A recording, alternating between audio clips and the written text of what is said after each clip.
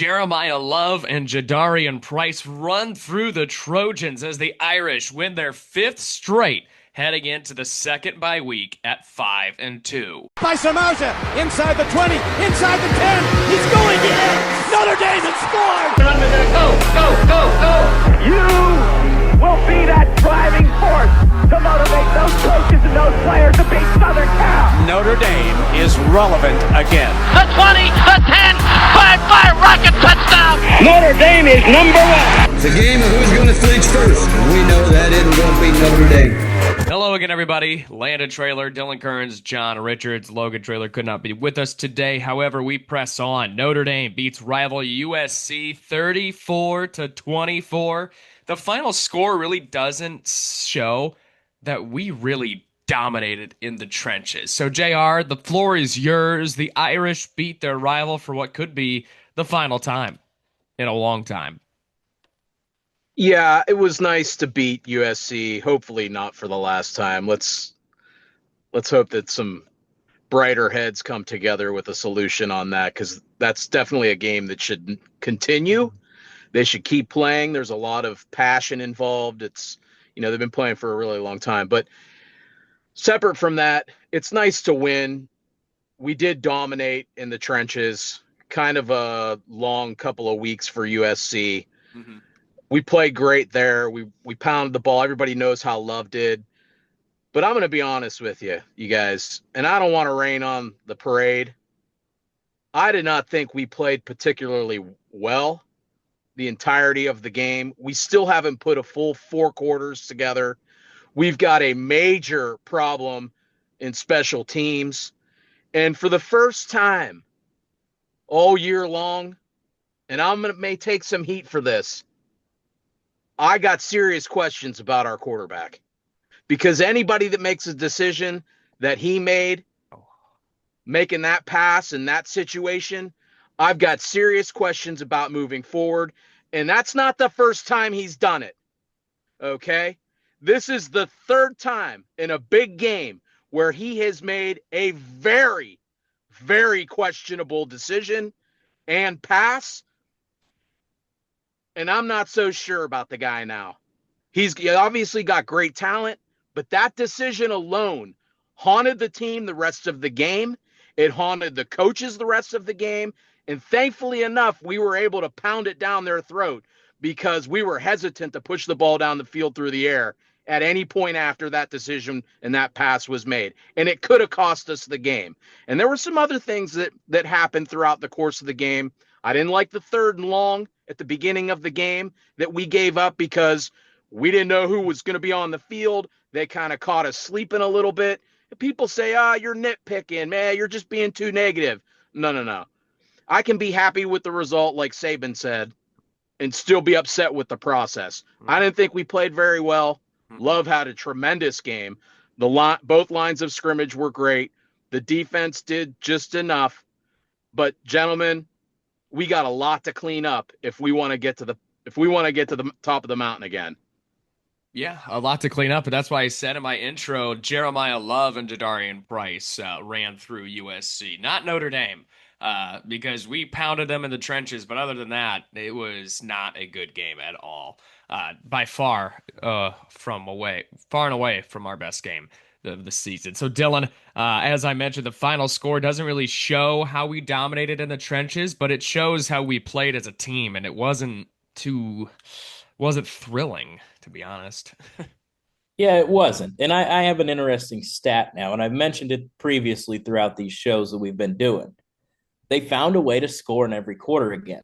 Mm-hmm. Going back all year long, the last time they didn't score in a quarter was 4th quarter against Purdue. That being said, the only quarters they haven't scored in were 2 quarters in Miami and in the 4th quarter against Purdue. That's it. We've scored in every quarter, every game the rest of the year. So that's 25 of 28 quarters. That's pretty damn good in terms of what you're getting offensively. Now, I agree with we did not play a complete game. Far away from it. Right. There were many glaring issues that you look up. USC started marching down the field. Next thing you know, you're like, this is a ball game. Like, Jadarian Price doesn't return that kick.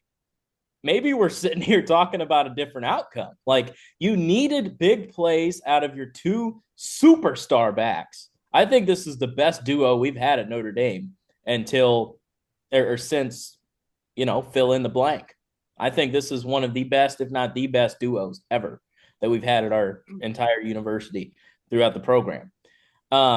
Too many check downs for CJ, but to JR's point, maybe that's all he can do in a big game. I mean, it was every single play. It was going a little screen pass to Faison. Just look at the box score. Faison with 6 grabs, Love with 5, check down. And one of them was Will Pauling. He had 2 catches. One of them was a touchdown. Other than that, he didn't really throw the ball at all well. He was brutal. It was a horrible game from our quarterback. I know it was rainy. I know it was a rivalry game. I know he's a freshman, but he's got to be better. It wasn't raining when he threw that interception, by the way. It was not raining when he threw the interception. It was not raining at the beginning of the game. It was not raining until halftime. So he looked uncomfortable from the very start of the game. And that's a problem in a big game like that because he didn't play his best game against Miami. You can blame the coaching staff. You could say it's on him, whatever. He did not play his best game against Texas A&M, and he did not play his best game against USC, and that's a problem. Like, you can be great against Purdue. You could be great against Arkansas. You could be great against NC State, Boise State, which he wasn't against Boise. But nonetheless, when it comes time to play in prime time in a big game, that's when the spotlight's on you. You got to be better than that, man. You got to be better. But it is what it is. We press on in the bye week. Hopefully we can get CJ right. USC marched their opening drive all the way down the field to take a 7-0 lead. They went up tempo on that opening drive, and they got our defense out of sorts, out of rhythm, they got us rattled, quite frankly. I mean, it was bad to see. They were shredding our defense, whether it be through the run, whether it be through the pass on that opening drive. So, and then we get the ball back and a 63-yard Jeremiah Love run, and then a 12-yard run from him would tie it at 7-7. USC would march it again on the very next drive, which was, but their drive would stall out, and they would settle for a field goal, and it's 10-7. And then 4 straight punts between the two, and then again, Jadarian Price runs it 63 yards in 4 plays to take a 14-10 lead for the Irish. That's our guy. I mean, you could say all you want about Love. Price, man. I love Price, and JR has been a big Price guy. The Price is right for a very long time. So JR, was really good to see him have the explosive game and finally get some spotlight, if you will. Yeah, he's a great bat. I mean, they're both electric. To Dylan's point, I got to go back to, Ismail and Waters and Brooks. You got to go that far back. We've had certainly some great individual running backs, but those two together throughout the full course of the game, woo! I'd love to see something with both of them on the field. Just show it.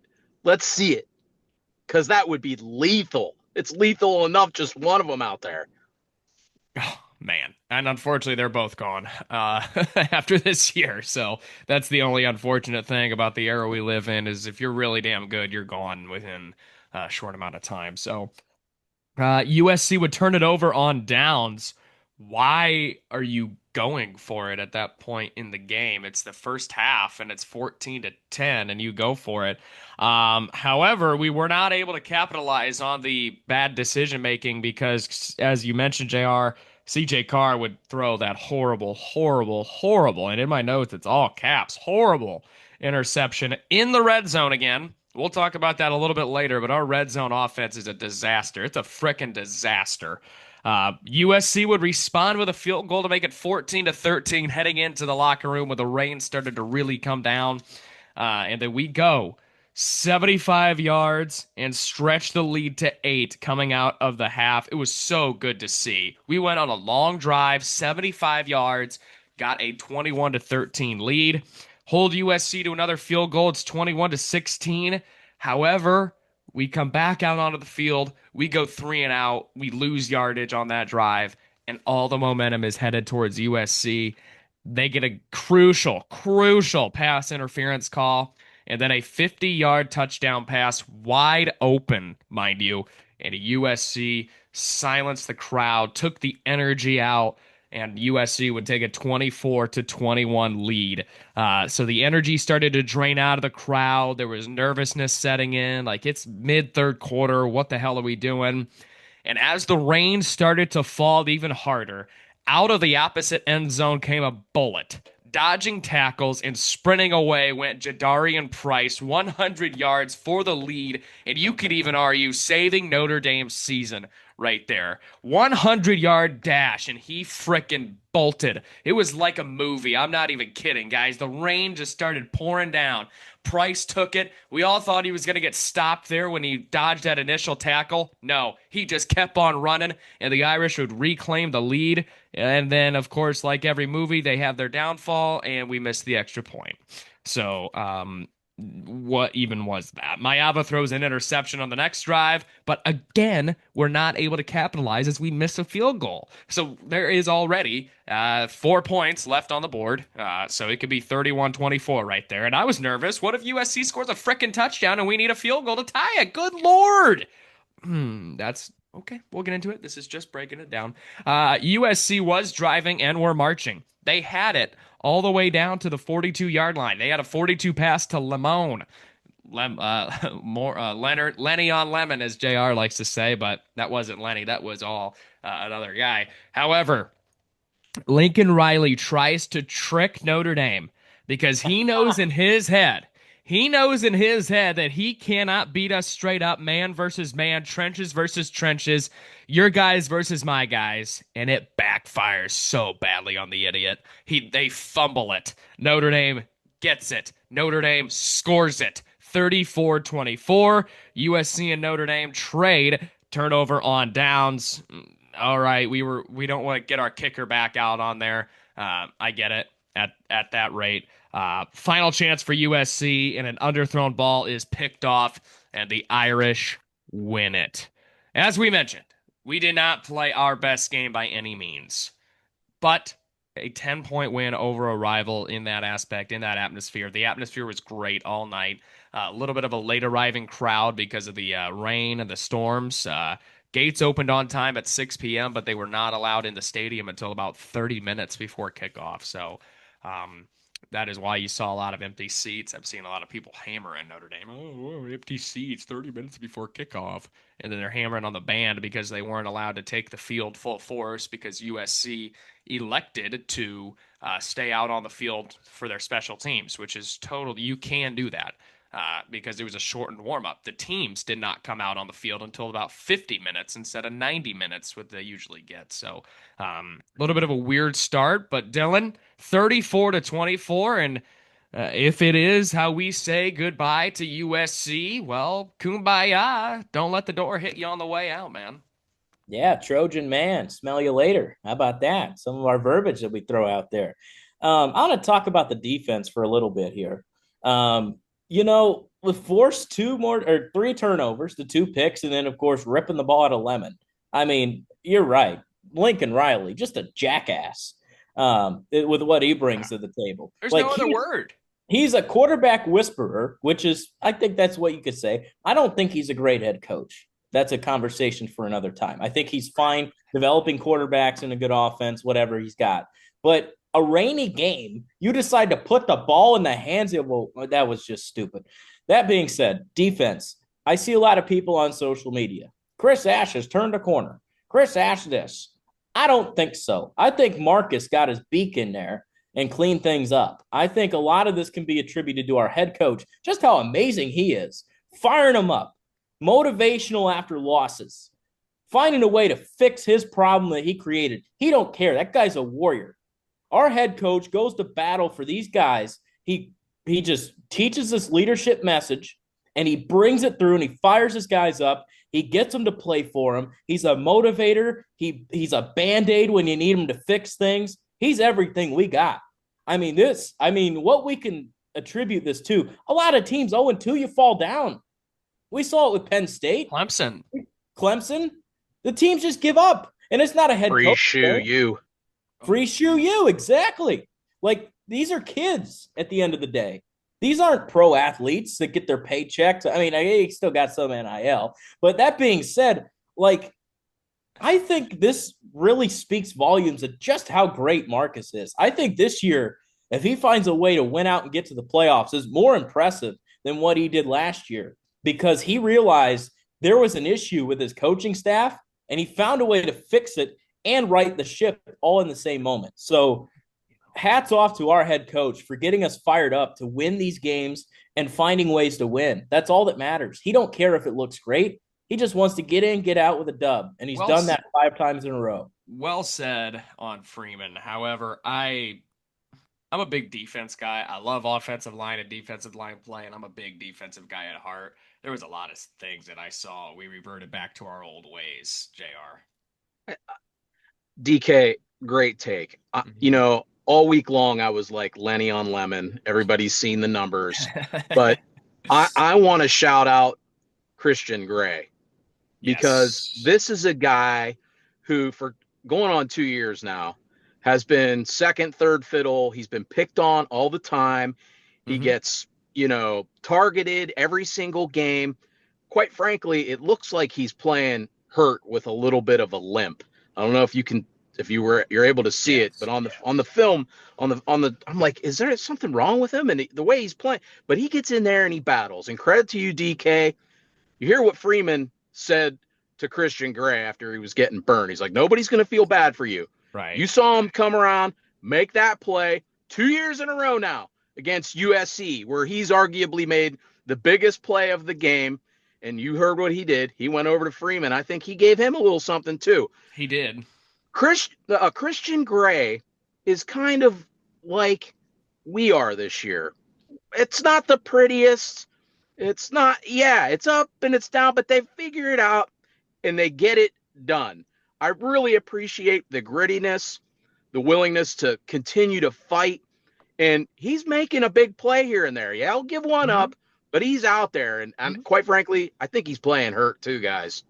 I love Gray. A lot of people harp on Gray. I love him. He's a fantastic player. The way his mindset is to bounce back next play. Marcus always said, did you see DK? How about when they showed him coming back from commercial and he was like laser eyes? Yeah. Like he was so focused and angry. I don't know what, but that points to Freeman.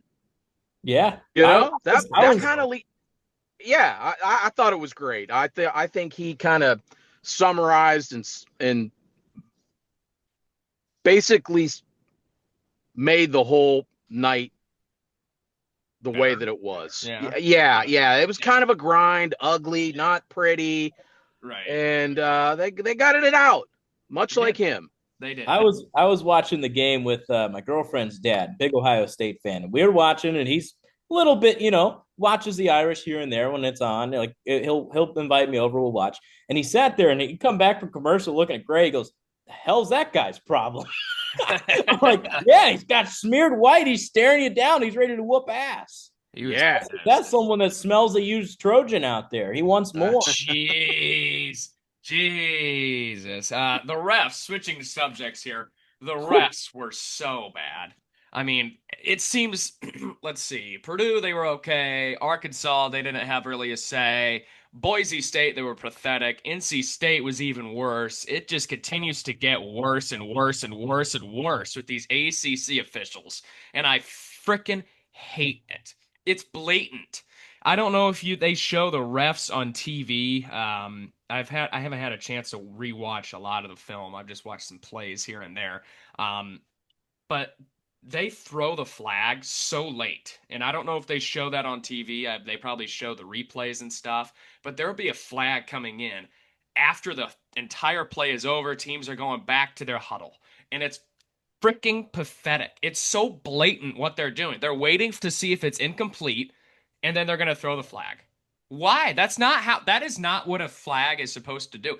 And then, not only do you have the side judge right there at the end zone say incomplete pass, then the guy about 15 yards away from the play behind it, he is the one who ends up throwing the flag. That's not your call, buddy. If the dude right there watching the play in front of you doesn't see anything, what the hell are you going to see? Like, you're telling me you're gonna see something that the dude standing right there doesn't see? Get out of here. And you know what the worst thing is? We have these ass clowns for the majority of the season. BC is gonna be ACC officials. Pitt is gonna be ACC officials. Syracuse is gonna be ACC officials. Stanford is gonna be ACC officials. Probably gonna let Navy bring in their American, which I have no issue with. Hopefully they don't play, but that's 4 games. 4 games out of the remaining that we have ACC ass clowns that are going to be calling our games, and it's pathetic. I am so mad at these guys. I want to pull our contract with the ACC because it is pathetic, and I hate the Big Ten. I'm the worst Big Ten hater there is. They suck. The Big Ten officials suck. I would rather have Big Ten officials than ACC officials at this juncture, and that's saying something because I frickin' hate Big Ten officials. They are awful. But the ACC is now #1 on my shit list. And it's a problem. It's a problem. Clean it up. It's not right. And I'm sick and tired of officials being booed out of the stadium. Figure it out. It is not hard. There needs to be an investigation. You're telling me 2 penalties? 2 penalties for USC the entire game, and one of them got declined, so technically just one that counted. We had 8 for nearly 100 yards. And a lot of them were bullshit. A couple of them were. And I'm not saying on the play. I'm not saying that we played a perfect game. By no means. There is spit all over my desk right now. But I am just saying it was bullshit. It was a bullshit officiated game. Worst officiated game by far of the year. And it scares me going forward because, like I said, we still have these jackasses for 4. Now, Red's pissed. Oh, I am. I was so hot. I wish I could have said some things if I wasn't in uniform. I did say some things that I probably shouldn't have, but Well, to your point, it disrupts the flow and rhythm of the game. exactly. It's tough to watch. I will say it looked like we held on that kick return there. It looked like we got away with one. But no, I agree with you, Landon. It was ridiculous. JR used to be an official, for God's sake, and so bad. So bad. USC at 328 passing yards on the year. On the game. That was, as I mentioned, little reverting back to our old ways with the pass game. However, they had 68 rushing yards on the day. And Lincoln Riley before the game was, we're a physical ass football team. Yeah, physical my ass. We had 306 rushing yards in the trenches. That's physicality, buddy. That is what physicality looks like. And then another rant that I had, and Logan, this goes back to Logan. He wanted me to say that Lincoln Riley and USC are cowards for not shaking hands, and that brings me to my next topic. For USC and Lincoln Riley to not shake hands is so pathetic, and it's coward-like. And they literally ran out of the tunnel, flipped our fans off, and ran out of the rivalry. And that brings me to this point. USC ranked games since 2010 that we have played against USC. They were ranked in 2016, 2017, 2022, 2023, and 2025. That's 5 games. We have been ranked in 2012, 13, 15, 17, 18, 19, 20, 22, 21, 22, 23, 24, 25. USC losing record or at 500 when the game is played. 2013, 2018, 2019. Notre Dame, 2016. Not done yet. They're 4 wins against us. They beat us in 2011. It was the first night game in 21 years at Notre Dame Stadium. That's probably their best win since 2010 over Notre Dame. Congrats. You could beat Tommy Rees and Dane Christ, who we turned the ball over 4 times in the red zone. Hats off to you. They whooped up on us in 2014, 49-14. We were defeated, depleted, and flat out sucked. That was en route to 5 straight losses, I think, maybe 4 to end the year. So awesome. Beat us in 2016, their Rose Bowl year, and we hung with them for 3 quarters. We were also 4-8. Awesome. And then they beat Drew Pine in 2022, and it took Nailboy doing some insane stuff against us to beat us in 2022. So that says wonders. We've been to 3 college football playoffs. We've played for 2 national championships. USC needs us. I'm sorry. We don't need them. We want them, in my opinion. I want to play USC. I don't need to play USC. We will go gladly play Michigan, Michigan State, Clemson, as we signed a 12-year deal agreement with them, Miami, etc. They can go play USCB or UCSB or whatever team in Cali you want to play for a new rival. You can go play San Diego State, whatever. There has been such a bad narrative that Notre Dame is running away from this rivalry. But it's USC because they're saying, "Oh, we play a Big Ten schedule." You did this. You played the same schedule in 2022 when you were in the Pac-12. You played 9 conference games and 3 non-conference games. That's how it's always been. And if it's a problem, why don't we make this? Why don't we make this game the last game of the year every single year? Because you guys don't want to come in the cold. We always have to go there in November. You guys never come here. So that's my point. We don't need them. We want to play them, but they need us. USC needs us. And those numbers that I just read to you, USC needs us because we're a lot more relevant and physical and good and a lot better than them. And we're more physical. They don't need us. You're right. Why would you want to? They don't need us because we end their season every year. Hey, quite right. Quite frankly, I want to play a team that's going to give us a better competition. I want to play a team that's going to give us a run for our money. I'm kind of getting tired of beating up on USC every year. So if they want to go play, like I said, UCSB, Santa Barbara, whatever, they can go do that. Maybe they can actually get a win on this third Saturday in October every year, or every other year, I should say. So with that, we cannot score in the red zone or the goal line. And that is a problem, JR, because we've seen it for the last 3 weeks, in my opinion. We have a nice drive going, but we just stall out right when we see that end zone. Yeah, we have issues without Riley Leonard. And you saw, I don't know if it was because of necessity or it was because of a lack of confidence, but you started to see CJ Carr tucking it and running it a little bit. And early in the game, he had a chance to probably pull one that he let Love take. And they went to Freeman on the sideline, and you could kind of read his lips like, I'm telling him to pull it and run with it. And he didn't. Now, that's, I think, a big missing factor is trying to generate those 1-2 yards. We sort of outthink ourselves. But again, and maybe they know a little something more than we do, obviously. They're with the guy all the time. But maybe they have some concerns about his decision-making as well. It's not so much the pass that he throws. It's the decision that he makes to throw it. On that pass on the goal line, you guys, he had all kinds of time to throw that ball away. He freed up time for himself.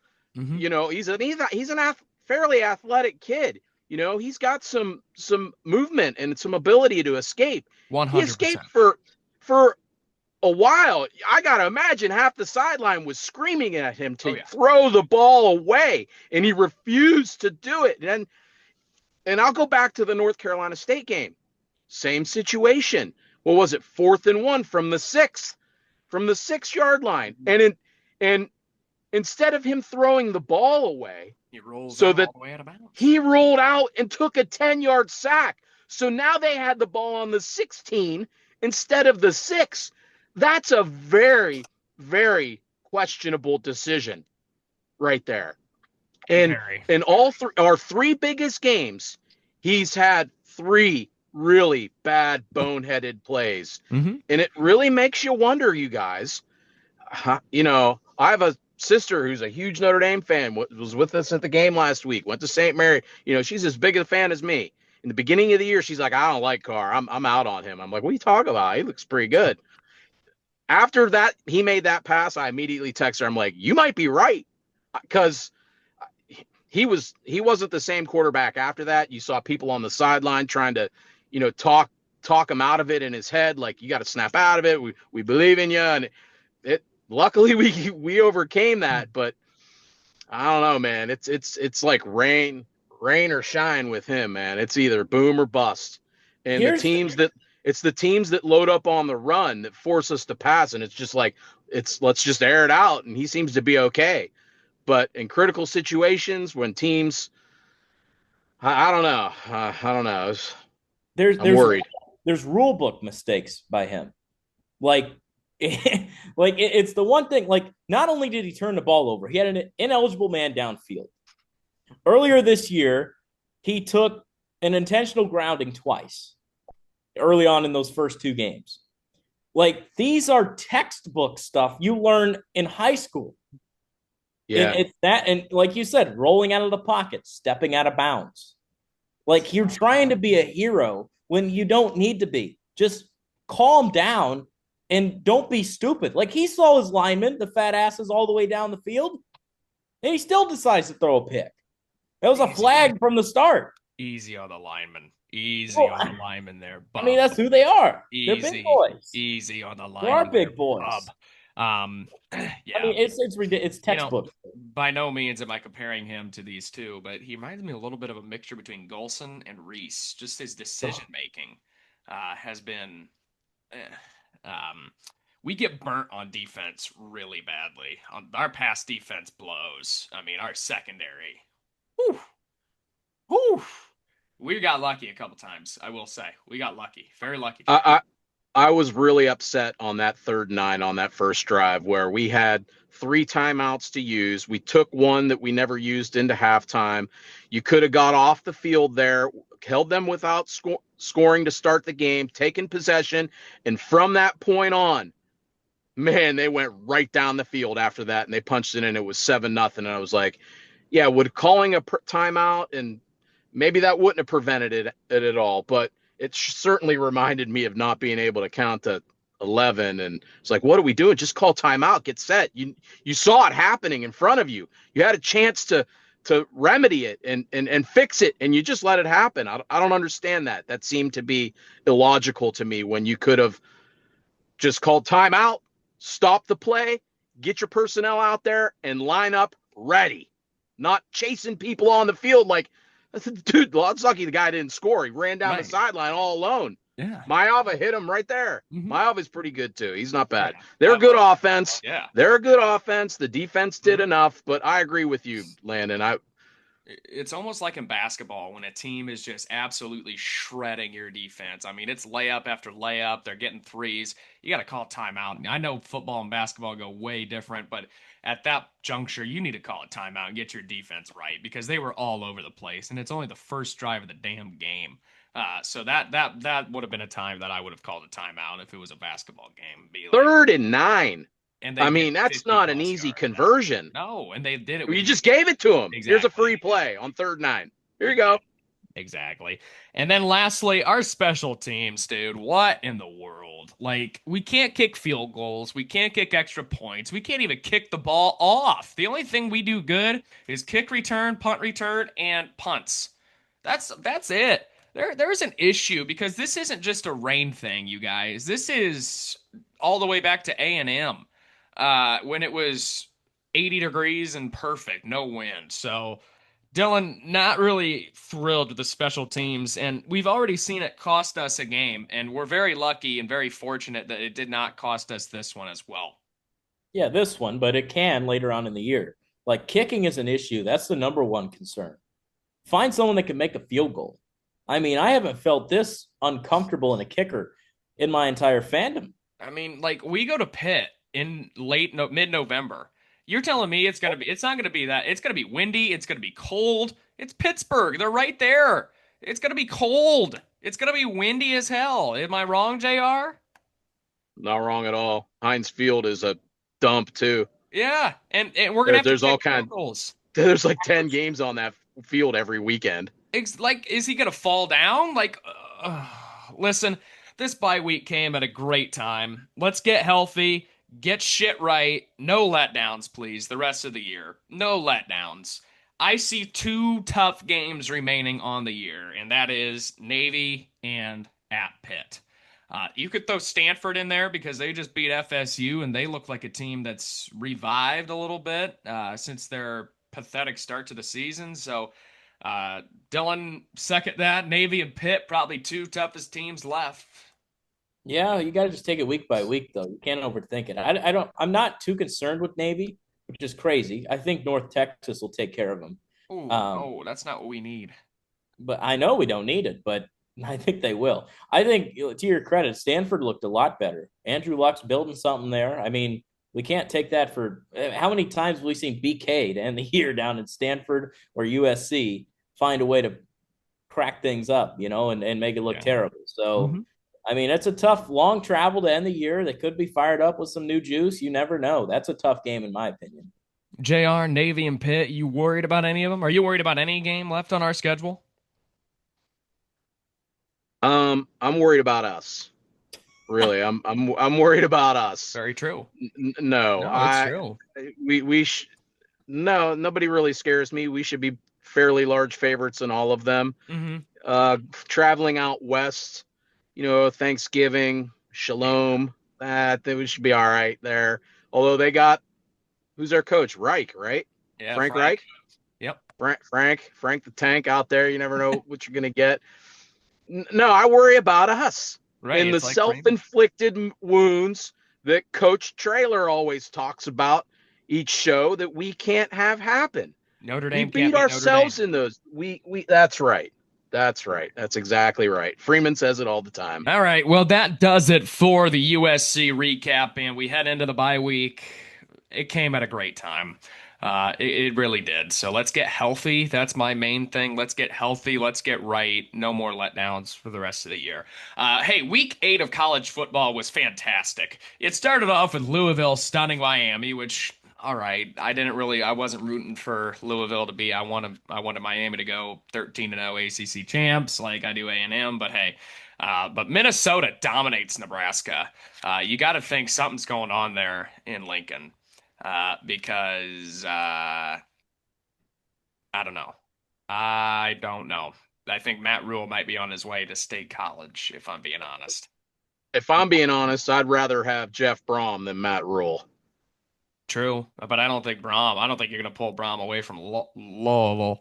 Oh, Louisville. Coach A&M Ken still coaching around somewhere. What'd Bring you him say? back into the mix. Remember, keep coaching up, Coach Ken. Yeah, I don't Coach know where Ken. he went. I don't know where he went. Coach Ken. No. Love Coach Ken. Poor guy. Coach him up, Coach Kent. A&M struggles at Arkansas. Arkansas has been competent ever since we really dismantled them by 43. But hey, they'll give A&M credit for getting an SEC road victory, but they won't credit us for beating the brakes off of them. Nonetheless, I digress. No more rants. Bobby P. Yeah, no more rants today.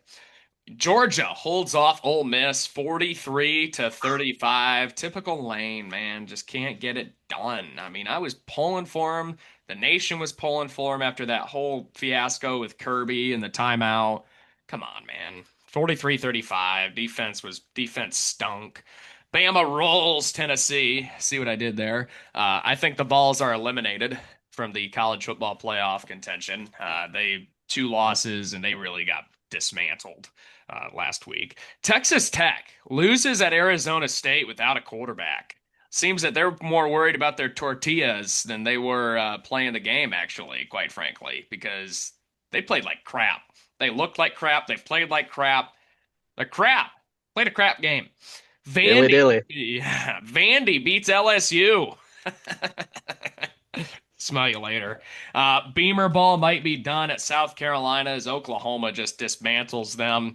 Missouri survives in 2 overtimes at Auburn. Coach drinking it up. He gets on top of the hedges, starts celebrating. Ooh. And then Texas wins 16-13 in overtime at Kentucky. Oof. Yikes. That's bad. Week 9 brings us to our picks here. It's the Brian Koberger Prison Inmate Game of the Week. Rutgers at Purdue. It's 12 p.m. on the Big Ten Network. Rutgers played well. I got to pull up my lines here since we don't have Logan. Who's going first? Me? You are, yeah. Um, Purdue's at home. Yeah, looking for their first conference win in over 2 years. Yeah, give me Purdue. Bad stat. I'm not gonna be. Yeah, I will. Bang the drum, Purdue. Their last conference win came against Indiana in Jeez. 2023. In Jeez. 2023. I got Purdue in this one to get it done. All right, moving along here to our unranked games. It's a tricky slate of unranked games, so we'll just move along here. Northwestern at Nebraska, noon on FS1, a battle of two 5-2 teams. You could say Northwestern, a surprising 5-2 team, 3-1 to the Big Ten. Who has a line? 7.5 Nebraska. I'm going to take Nebraska, but watch out here. Yeah, their losses. Northwestern. I'm the head coach there. That was where I started my dynasty in college football. Got the new stadium coming, the whole big ordeal. Give me, yeah, I think they quit on them. Give me the Wildcats. I think they quit on Maybe. Rule. Yeah, I'm thinking the same thing after losing at Minnesota the way they did, 24-6. There was no fight in them, and it just seemed they were a little distracted. I got Northwestern winning this one on the road. SMU at Wake Forest, and here's another stat for you. Since joining the ACC, SMU is undefeated in ACC play, minus the ACC championship. Wow. Nice call on the ponies last week. BYOG. Yeah, I'll take SMU. Yeah, ponies here.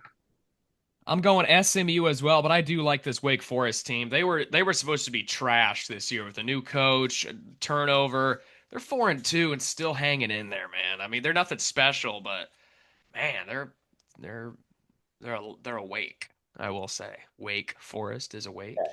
Two bad puns. I'm sorry. Fire the Uh, hose. I'm sorry. Auburn at Arkansas, 12:45 on the SEC network. Woo-hoo! I gotta find this game. I said 12:45. Why am I in Is the Arkansas favored? Why am I in the 3:30 slate? Yes, it is 2.5 to Arkansas. What the hell? Oh yeah, there he is. Give me Arkansas. The Bobby Petrinos. Man, that defense is ass. We saw that. It is Go ahead, ass. give me Auburn. Oh, but Auburn's offense might be worse than Arkansas's defense, if that makes any sense. They are awful offensively. I like Arkansas in this one. Uh, you could say it might be a blowout. Give me Arkansas. Minnesota at Iowa. 3:30 on CBS. A typical Big Ten game. It's going to be a good one, I think. Iowa's getting 8.5 at Kinnick. Iowa's getting 8.5. They're favored. Iowa's favored. Give me Iowa. They just played a physical game with the Nittany Lions.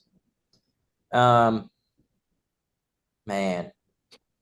they didn't have to travel. That's for sure. They'll stay home. Minnesota's probably fired up after their win. They're not going to study enough. Go ahead and give me Iowa. Give me row your boat. I like Minnesota in this one on the road, coming in hot. NC State at Pitt, 3:30 on the ACC network. Pitt's minus 6.5. Yeah, I'm gonna take Pitt, but NC State's gonna give them a good game. Always do. Smothers, love me some Smothers. We have a forecast. 58 degrees and cloudy. Give me NC State. Oh, all right. Decent pick there. I like that. Yeah, I like Pitt in this one just for the sake of our game Pitt. against them. Yeah, we need Uncle Pat to keep winning. Give me Pitt. UCLA at number 2, Indiana, 12 p.m. on Fox, the hottest team in the country. UCLA coming to B-Town. Ooh. The Hoosiers. Yeah, I was just waiting on you to say something. It is indeed a head nod pick. Give me IU. Syracuse at number 7, Georgia Tech, 12 p.m. on ESPN. Boy, you wish Angeli could play in this game, right? Yeah, man. Give me the Rambling Wreck. That guy should get a job too. He looks happy though at Georgia Tech. He does, but another guy that should get a job. Could he run that conference for years? Maybe. Tech, Clemson's down.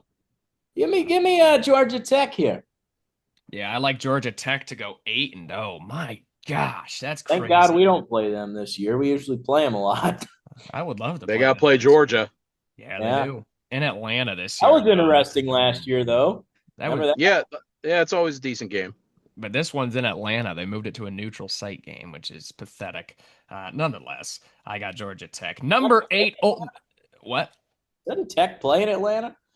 Yeah, but there's going to be more Georgia fans that pack that Mercedes Stadium than there is Georgia Tech. Nonetheless, number 8, Ole Miss at number 13, Oklahoma, noon on ABC. Ooh, OU -4.5. Hey, give me Mobile Homa. Wow. He said that with confidence. He did. He loves Oklahoma. That's what they are. They're a joke. Give me Ole Miss. I'm in agreement with you, Dylan. Little Fugazi beat South Carolina last week. Give me Ole Miss to bounce back. Number 16, Virginia at North Carolina. 12 p.m. on the ACC network. Did you guys see how UNC lost at Cal? They were ready to score and take the lead and fumbled it at the goal line. You can't make it up. Yeah. Head nod. Yeah, I mean, this. Oh, I feel bad for Coach B, but good Lord. Number 18, South Florida at Memphis, 12 p.m. on ESPN2. Boy, Memphis, what a bad loss. What's this line? USF -4.5 on the road. Ooh.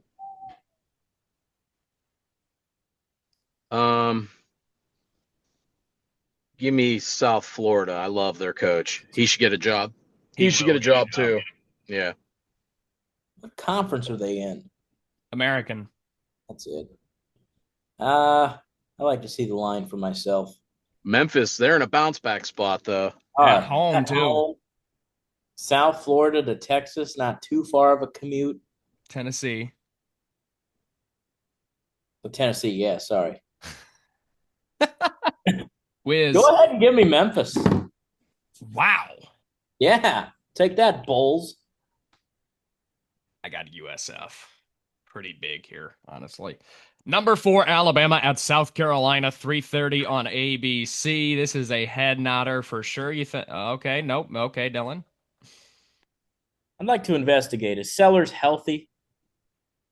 That's you. That's your investigation. Right. You know what? Ty Simpson just looks better every week. Give me Bama. Sorry. Didn't mean to throw us off the rails.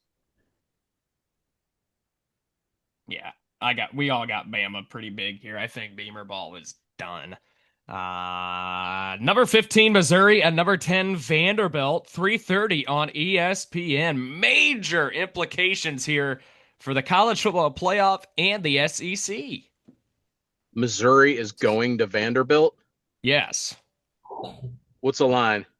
Vandy -2.5. God, back-to-back roadies for Missouri. I hate that. That should be Vandy. Man, is Vandy's schedule set up nicely? Give me Vandy. Hate to do it. Sorry, coach. Give me that drink, baby. We're drinking. Yeah, very well could happen.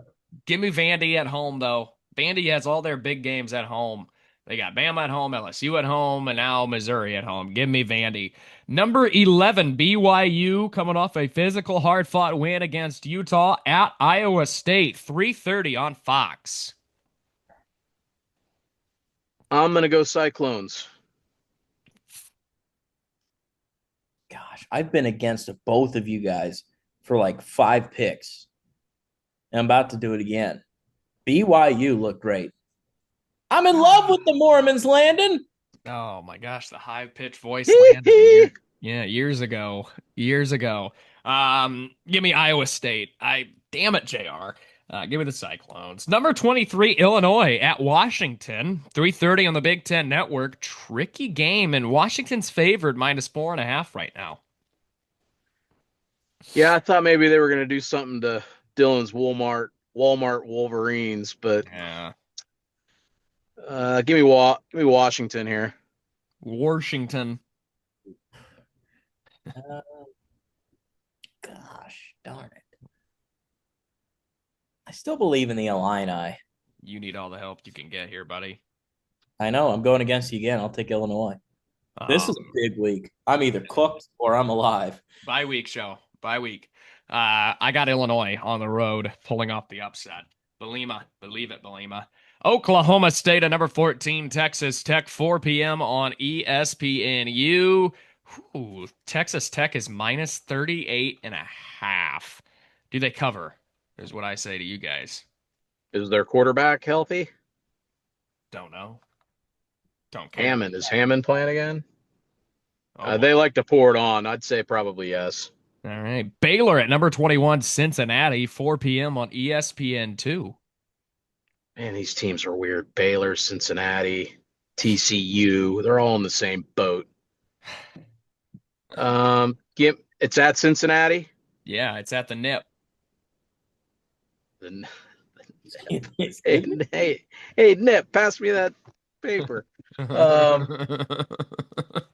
Give me Cincinnati. Give me the Bears Cats. Okay. Cats. All right. Tricked you there, Blues. You did. I'm going with Cincy here as well. Number 22, Texas at Mississippi State, 4:15 on the SEC Network. Mississippi State, they aren't bad, but I'm going to go Texas. Texas is freaking awful. Mississippi State by 100. They are. No. Bring that cowbell. I got Mississippi State winning, but I don't think it's going to be by 100. I think it's going to be one of those bad games that just like you're going to be watching saying what in the world.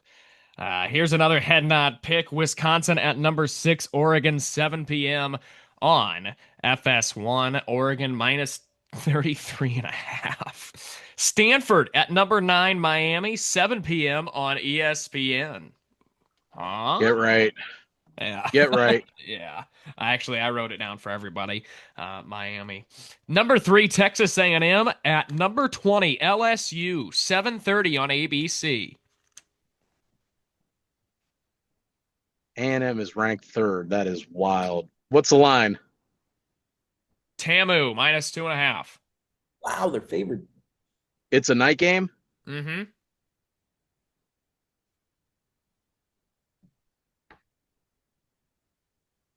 How do they feel about Brian Kelly? That place could turn quick. Saturday night. They really could. What's Elko doing? Is he sticking around there? No doubt. I am going to take LSU. Oh. You guys ready for this? We're going to gobble this up next week, okay? No, our Golden Domers Report headline. Brian Kelly falls to Clark Lee and Mike Elko, 2 former assistants, as he gets fired from LSU. He's canned after they embarrass his ass at home. Whoa, wow. I got A&M winning this game, but I don't think they embarrass them. I think it's going to be a good game, but give me A&M and perhaps a shootout? Question mark? I don't know. Give me A&M. Boston College at number 19, Louisville, 7:30 on the ACC network. Boston College just got blown out at home by UConn. They're 1-6. Yikes. Yeah, congratulations to the Fighting Bobby or Danny Hurley. Which Hurley's there? Danny. Yeah. Danny. It's funny that score kept popping up. I'm like, that's the Coburger game of the week. They rolled them, man. BC, they're awful. Yeah. Louisville. Yeah. Yeah, this should be a head nodder. Yeah, I got Louisville here as well. You might see Bill O'Brien take that Tennessee Titans job. Watch out. Bill O'Brien back to the league. He's going to run from BC. Yeah. Number 25, Michigan at Michigan State, 7:30 on NBC. Michigan State, they gave it the old college try. Shout out to my nephew, recently accepted into Michigan State and was given a 15,000 a year scholarship as well for being an Congratulations. outstanding young man. Yes, Sparty could be Sparty bound, but I'll go Michigan. Yeah, Wolverines. Yeah, Michigan Walmart. State. Michigan State, unfortunately, is not a good football team. Give me Michigan. Number 17, Tennessee at Kentucky, 7:45 of the SEC network. Gosh. A decent game here. I'll go Tennessee, though. Man. Kentucky played so hard. Give me the Vols. Yeah, they played hard, but playing hard doesn't win you games. Give me Tennessee. Last one, Houston at number 24, Arizona State, 8 p.m. on ESPN2. That Houston-Arizona game was a good one. Wow, that game was wacky. Yeah. Wacky. Yeah, it was wacky. Dilly.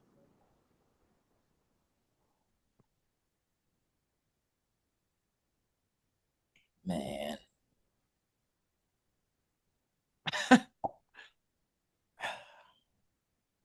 What's the line? ASU, 7.5. Yeah, give me ASU. Oh, man, I'll be the lone wolf here, I guess. Give me Houston to beat Arizona State. Here's a bonus pick for everybody. The World Series, Dodgers versus Blue Jays. I mean, Ohtani. Dylan, you're a big baseball guy. What do you make of that performance last time he played? 10 Ks, 3 bombs to clinch and go to the world. I mean, like, is that the greatest performance ever? Yes, 100%. You strike out 10, you make hitters look ridiculous, and then you go up and hit 3 jacks. I believe I saw he hit over 1,000 feet worth of home runs in and that game. struck out 10 batters. It's incredible. I see they put odds out for will he hit 4 home runs in a World Series game. It's like 30,000 to 1. Wow. I love the Blue Jays. I like the Blue Jays. There's a lot of Indians on the Blue Jays. Got some ties there. I can't be supportive of the Dodgers winning another World Series. There's so much wrong with MLB and man fraud. Let's go Blue Jays. Big Joe Carter fan. Loved that home run he hit in 93. Met him, got his autograph. Prior to that, when I was a kid, when he was on the Indians. Let's go Blue Jays. What do you got? Bieber. In 7? Yeah, it's got to be 7. It ain't going to be quick. I wonder what the odds are on that. And you could make some money on that one. DK. Like the Reds were that one year. Right. Give me Dodgers in 5. Their pitching staff is stupid. You go Yamamoto to Snell to Glasnow to Ohtani. Like, you can try. You got to be so locked in mentally in those at-bats. Get to their bullpen. They got that other kid that they signed. I mean, Sasaki. Like, good grief. It's stupid. Yeah, they're going like 8 innings in playoff games. Yeah. It's great to see. I love pitching.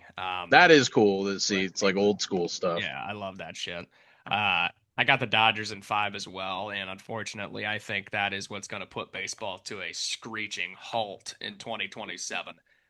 Because I'm seeing reports that the Dodgers are trying to load up again.